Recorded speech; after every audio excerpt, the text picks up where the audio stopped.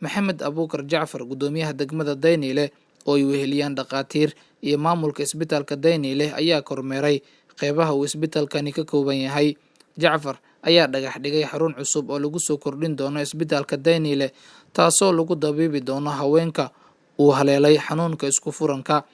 Gudoomiyaha degmada Daynile waxa uu sheegay in ganacsato Soomaaliyeed ay maalgeliyeen qarashaadka lagu dhisayo xaruntan caafimaad. Waxa uu mahadceliyay qof walba oo kaalin ka qaatay ololahan samafalka ah ee sare loogu qaadayo bilicda iyo caafimaadka degmada Daynile. Waan ku mahadsan yihiin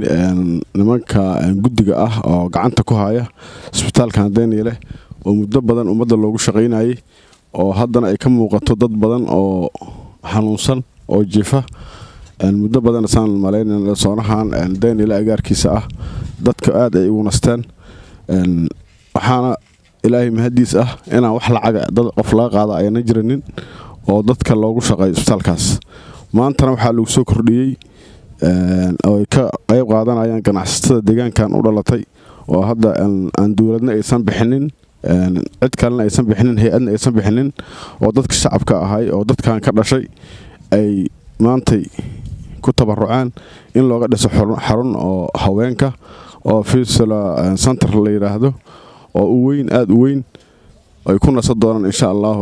haweenka Soomaaliyeed meel kasta ay joogaan oo cid gooniye iyo aysan ahayn oo ay tahay wax ka dhaxeeya Soomaali ka dhaxeeya cid kasta oo haweenka Soomaaliyeed ahna loo gargaar doon hadii Ilaahay idmo.